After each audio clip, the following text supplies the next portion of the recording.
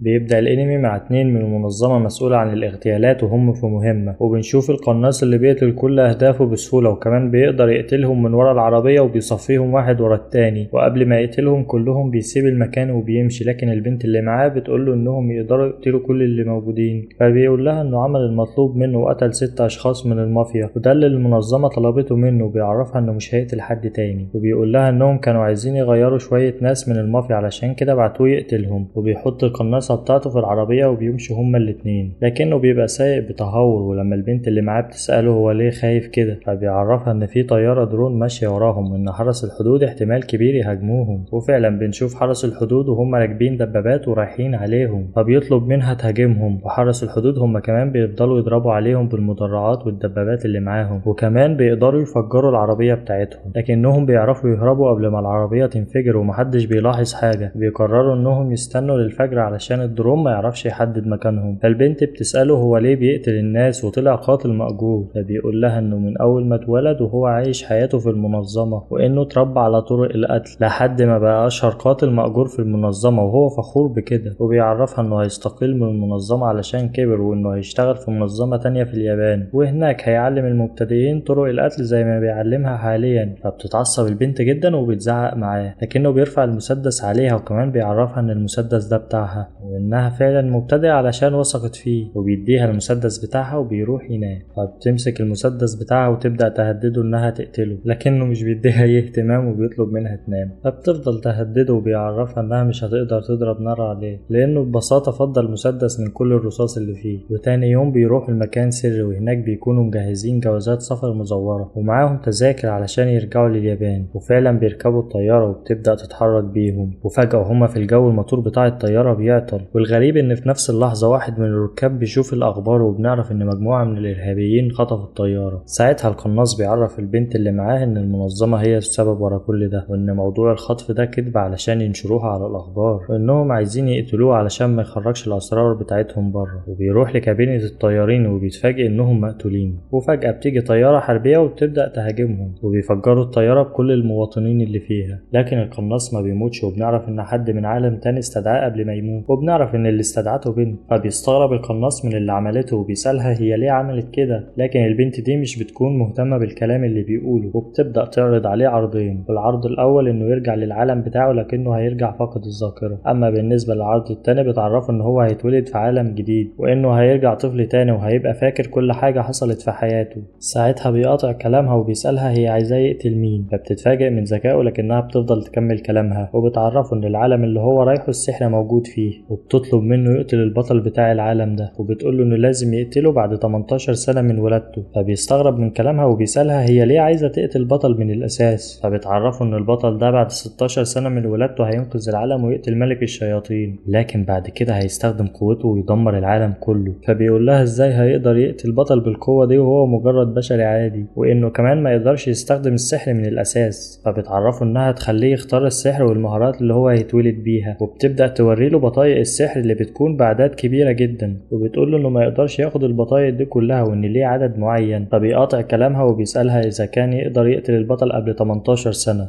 فبتعرفه انه لو عمل كده هيكون السبب في دمار العالم، وبتقوله انه ملك الشياطين هيكون قوي جدا وان محدش هيقدر يقتله غير البطل ده، وبتطلب منه يختار البطايق اللي هو عايزها، وبتعرفه انه ما يقدرش يختار غير 5 بطايق وانه لازم يختار بطاقة من كل فئة، وفعلا بيبدأ يختار البطايق اللي هو عايزها، وبيبدأ بالفئة اس وبيختار منها بطاقة التعافي السريع، ومن الفئة A بيختار بطاقة صانع التعويذات اللي هتخليه يعمل تعويذات جديدة من اختراعه، وبيختار من كل فئة بطاقة مختلفة عن التانية، وكمان بيختار سمات السحر الأساسية زي الأرض والنار والمية والريح. وبيرجع للبنت تاني لكنها بتبقى شايفة انه اختار بطايق ضعيفة، وبتقوله ان البطل هيكون عنده 30 مهارة مختلفة وانه مش هيبقى قدامه فرصة يهزمه بالبطايق اللي هو اختارها دي، لكنه بيبقى واثق من البطايق اللي اختارها، وبتقرر انها تنقله للعالم، وبتعرفه انه هيتولد في عيلة اسمها توا دي، وان العيلة دي بتكون مسؤولة عن الاغتيالات هي كمان، وفعلا بتنقله للعالم ده وبيتولد من جديد، وبنعرف ان ابوه هيسميه لوج، وبنعرف ان الاب اسمه كيان وان الام اسمها اسري اللي بتقوله انها مش عايزة الولد ده يطلع مغتال هو كمان علشان ما يتقتلش زي اخوه اللي قبله. فكيان بيطمنها وبيعرفها انه هيدربه ويهتم بيه جامد. وبعد 7 سنين بنشوف لوج اللي كبر وهو في الغابة علشان يصطاد، وبيبقى زعلان لانه لسه مش قادر يستخدم السحر بتاعه، وبيشوف ارنب وبيبدأ يستخدم القوس بتاعه علشان يصطاده، وفعلا بيقدر يصطاده بكل سهولة وبياخده معاه للبيت علشان ياكله. وبنعرف انه عايز ياكل اكل صحي علشان جسمه يبقى قوي ويقدر ينفذ المهمة اللي مطلوبة منه. وبنلاحظ ان لوج ماهر جدا في الطبخ، وده لانه اوقات كتير كان بيبقى متنكر في دور طباخ علشان يعرف يدخل لاماكن مختلفة، وكمان بيصنع حل الضغط علشان يعمل الاكل بسرعة. وبيبداوا ياكلوا وبيعرفوا لوج ان الاكل بتاعه حلو جدا، لكن لوج بيبان عليه انه حزين لانه اول مرة حد يعامله بالطريقة دي. فابوه بيقول له ان هو هيستناه في اوضة التدريب، وفعلا لوج بيروح له هناك وبيقابل باباه اللي بيبدأ يشوف تطورات جسمه لانه من احسن دكاترة في المملكة. وبنعرف ان العيلة دي بتكون مختصة في تطهير المملكة من الجرائم، وانهم بيغتالوا المجرمين وبيساعدوا المحتاجين. وبيبدأ كيان يعلم ابنه الطب وطرق اغتيال مختلفة لانه هيكون الوريث للعيلة دي، وبيعرفه ان هو هيعمل له عملية في عينه علشان يقدر يشوف القوة السحرية، وبيقول له ان العملية دي هتخليه يشوف احسن بكتير. وفعلا كيان بيعمل العملية لابنه اللي بيفتح عينه وبيشوف القوة السحرية اللي عند ابوه، وكمان بيقدر يشوف من مسافات بعيدة جدا. وكيان بيقول لابنه ان هو قرر يجيب له حد علشان يعلمه السحر، فبيفرح لوج جدا وبيشكره، وبيستعد لوج علشان يقابل الشخص اللي هيعلمه السحر. وكمان امه بتلبسه فستان عروسة وبيبقى عايز يقلعه، لكن امه بتقول له ان هو شكله حلو كده، وعشان ما يزعلهاش بينزل بالفستان فعلا. وبتدخل عربية للقصر وبينزل منها الشخص اللي هيعلمه السحر، ولما بينزل الشخص ده من العربية بنعرف انها بنت صغيرة وان اسمها ديا. ولما بتشوف لوج بتفضل تتريق عليه لانه لابس فستان، وبتعرف كيان ان هو لسه صغير على استخدام السحر. فكيان بيقول لها ان لوج مميز زيها، فبتبدأ ديا تستخدم السحر قدامهم، وبيتصدم لوج من قوتها اللي كانت هتدمر القصر كله. وبتقول للوج انها من افضل 5 بيستخدموا السحر في المملكة. وبيروحوا للجنينة اللي في القصر وبيبدأ لوج يعرفها عن نفسه،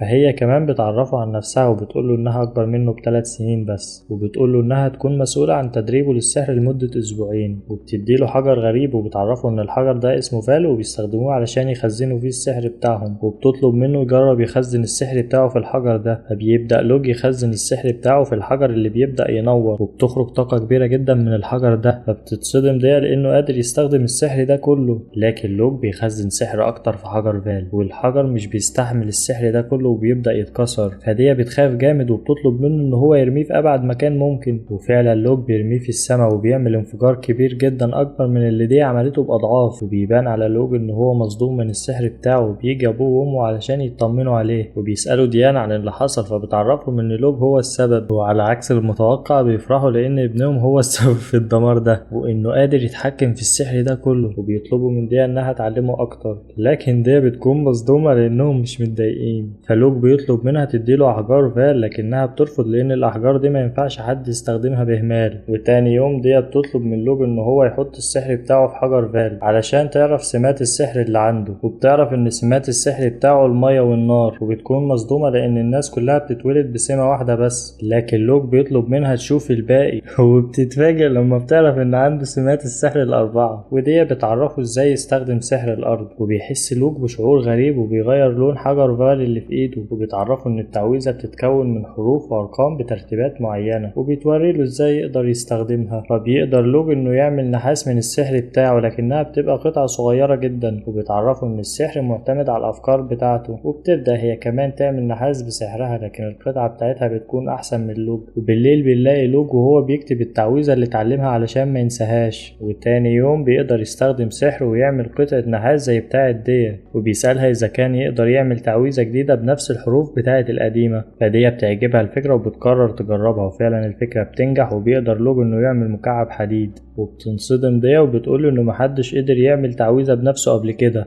فلوج بيطلب منها تكتب له كل التعويذات اللي تعرفها علشان يعمل تعويذات جديدة. وبتبدأ ديا تكتب كل اللي تعرفه، وبتقول للوج ان السحر عبارة عن 36 حرف وارقام كتير، وبتبدأ تكتب له ارقام عناصر زي الحديد والنحاس. وبيجربوا تعويذة هما الاتنين وبيقدروا يصنعوا دهب، وبيعرفوا انهم كده يقدروا يعملوا اي حاجة عايزينها. وفي اليوم اللي بعده بيروحوا المكان بعيد عن القصر وبيبدأوا يجربوا تعويذات جديدة، وديا بتعمل بندقية.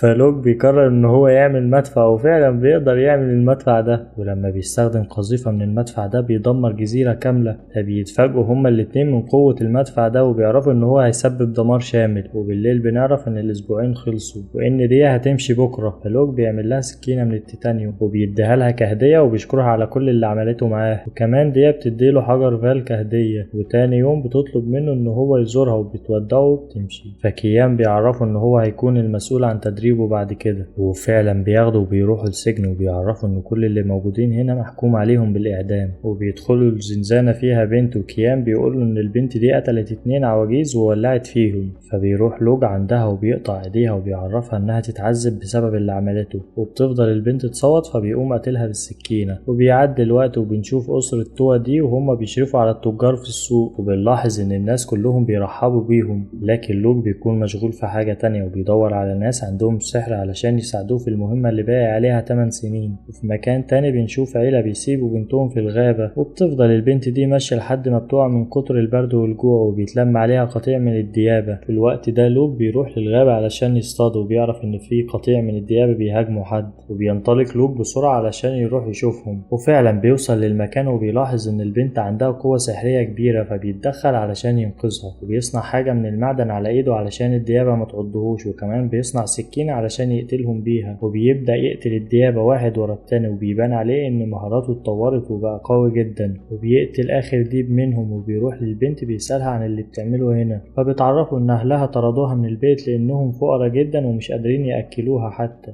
فلوج بيتأثر وبيعمل لها اكل علشان تاكله، وبيعرفها ان هو من عيلة توا دي. فالبنت بتقوله ان هي حلمت بحد من عيلة توا دي، فبيفهم لوج ان اللي انقذته من الموت هي اللي بعتتها علشان تساعده، فبيطلب منها تنضم ليه وتبقى المساعدة بتاعته. وقبل ما توافق بيعرفها ان هو قتل ناس كتير وهيقتل اكتر. فالبنت مش بتهتم باي حاجة وبتقرر تروح معاه، وبتعرفه ان اسمها تارت. وبيعدي الوقت وبنعرف ان في اشخاص تانيين مع لوج في نفس العالم، لكنهم مش مهتمين زي ما هو مهتم بالمهمة بتاعته. وبيعدي الوقت وبيكبر لوج وبنعرف انه بقى عنده 12 سنة وان تارت بقت المساعدة بتاعته. وكمان كيان وإسر بيشكروها لانها بتساعد لوج في كل حاجة، فبتشكرهم وبتقول لهم انها كان زمانها ميتة لولا ان لوج انقذها. وبيطلب لوج منها تستناه في غرفة التدريب، وبيبدأ يدربها ويعلمها الطب زي ما كيان كان بيعمل معاه، لكنه بيلاحظ انها ضعيفة في استخدام السكين، فبيصنع لها رمح مخصوص بالسحر بتاعه. وبتبدأ تارت تستخدمه بمهارة عالية، وبيبان عليها انها بتعرف تستخدمه احسن من السكين، فبينبهر لوج من مهاراتها. وبالليل بنشوف لوج وهو بيفتح الدولاب بتاعه ومعاه كمية كبيرة من احجار فال، وانه صنع الكمية دي كلها من السحر بتاعه. وبيقابل كيان اللي بيسأله عن تارت وبيقوله انها ممكن تكون جاسوسة وحد بعتها علشان تسرقهم، وبيعرفه ان هو مش واثق فيها، لكن لوج بيعرفه ان هو اختبرها اكتر من مرة وانه واثق فيها. فبيطمن كيان وبيقوله انه لو حصل منها حاجة هو اللي هيقتلها بنفسه. وكمان بيقوله انه باقيله تدريب واحد وهيعترفوا بيه كشخص رسمي في العيلة، وانه لو نجح في التدريب ده هيبدأ يعمل عمليات اغتيال لصالحهم. وبالليل بنشوف كيان ولوج وهما في الغابة وبيطاردوا بعض، وبنعرف ان ده التدريب. وبيستخبى لوج وبيتحرك بحرص علشان يعرف مكان ابوه، لكن ابوه بيهاجمه بالاسهم وبيعرف مكانه، وبتبدأ المعركة بينهم ورجل لوج بتتكسر. فبيهرب وبيعالج نفسه بالسحر بتاعه، لكن الغريب انه مش بيستخدم السحر ضد ابوه. وبيبدأ كيان يهاجم لوج من تاني، فلوج بيستخدم خبرته القديمة في الاغتيال وبيعرف مكانه وبيتفادى السكين اللي بيكون رماه عليه، وبيقدر يهزم كيان.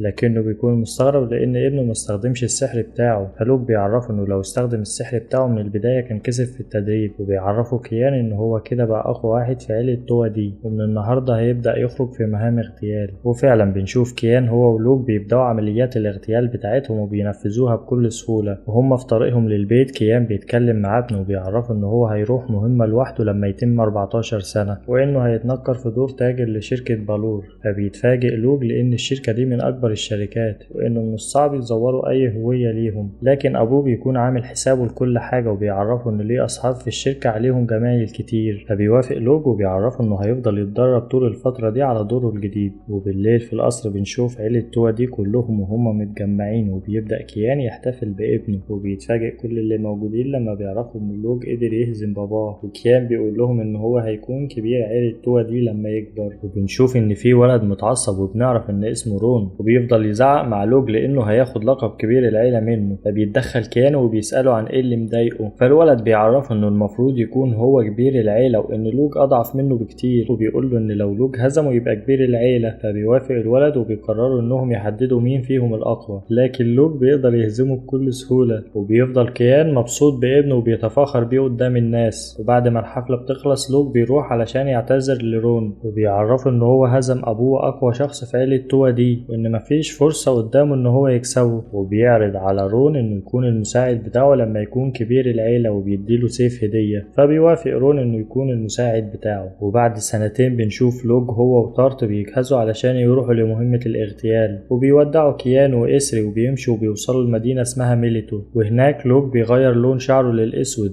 في مكان تاني بنشوف سائح بيدخل للمدينة وبتيجي بنت صغيرة وبتسأله إذا كان أول مرة يزور المدينة، وفعلا بتكون أول مرة ليه، فالبنت بتعرض عليه إنها تاخده في نزهة سياحية في المدينة، فبيوافق الشخص ده وبتنادي على واحدة من صحابها اسمها كيري وبتطلب منها إنها تعرفه كل المعالم السياحية اللي في المدينة. وبترجع كيري وبتروح لصحابها البنات اللي بنكتشف إن هما مجموعة عايشين في الشارع ومشردين، وواحدة منهم بتقول إن الفضل كله يرجع لماها صاحبتهم اللي جات لها فكرة الشغل دي. وبتبدأ الدنيا تمطر وبنشوف إن البنات دول قاعدين في الشارع وإن ملهمش بيت يقويهم، وبيبدأوا يشكروا ماها لأنها كانت السبب في إنهم يقدروا ياكلوا ولسه عايشين لحد دلوقتي. وفجأة بتظهر عصابة من 3 رجالة وبيهاجموهم، لكن ماها بيكون عندها قوة سحرية وبتوقع 2 منهم على الأرض وبتخلي صحابها يهربوا بسرعة، لكنهم بيحاصروهم من كل مكان وبيمسكوهم وبيكتفوهم وبياخدوهم في عربية. وبنشوف البنات اللي مش بيبقوا عارفين هيحصل فيهم ايه، وبيوصلوا الميتم وبيطلع زعيم العصابة وبنعرف ان اسمه تولان وان المساعد بتاعه اسمه لويد. وتولان بيعرف البنات انهم هيعيشوا في الميتم ده وبيضرب واحدة منهم علشان يخافوا، وبيدخلوا الميتم وبيقابلوا باقي البنات اللي بيعرفوهم انهم مسكوهم علشان الجائزة اللي مرات الحاكم عرضها عليهم. وبيجي لويد وبيرميلهم شوية بطاطس وبيقول لهم ان ده اكلهم لمدة اسبوع. وبيعدي الوقت وبنشوف ان البنات بدأوا يشتغلوا عندهم علشان يدولهم اكل، لكنهم بيضربوهم كل شوية وبيعاملوهم وحش. وبعد سنتين ماها بتسمع تولان هو والمساعد بتاعه هما بيتكلموا وبتعرف انهم عايزين يمشوها من الميتم، فبتتصدم معها وبتروح علشان تقتل نفسها، لكن لوج بيتدخل وبيمنعها. وبعد شوية بيوصل لوج لتولان اللي بيعرف البنات انه ابنه صاحب شركة بالور التجارية وانه جاي يشتري واحدة منهم علشان تشتغل معاه. فبيروح لوج عند ماها وبيطلب منها تروح معاه، وبيعرف تولان اللي هو هياخد البنت دي. فتولان بيعرفه ان هو مش هينفع ياخدها دلوقتي وانه لازم يستنى 3 ايام، لكن لوج بيلاحظ ان تولان ناوي على حاجة شريرة وبيهدده ان لو ما حصل لها حاجة هيأذيه. وبالليل بنشوف ماها وهي راكبة مع تولان العربية وبيبان عليها انها خايفة جدا، فبتضرب تولان وبتنزل وبتهرب من العربية بسرعة، لكن لويد بيقدر يمسكها. وفجأة بيظهر لوج وبيضربه، وساعتها بيقرر تولان هو ولويد انهم يقتلوه، فلوج بيضربهم بكل سهولة وبياخد ماها معاه. وهنقف لحد هنا، ما تنساش تدعمنا بلايك وتشترك في القناة علشان تشوف باقي الملخص وتعرف ايه اللي هيحصل في الحلقات الجاية. وبس كده.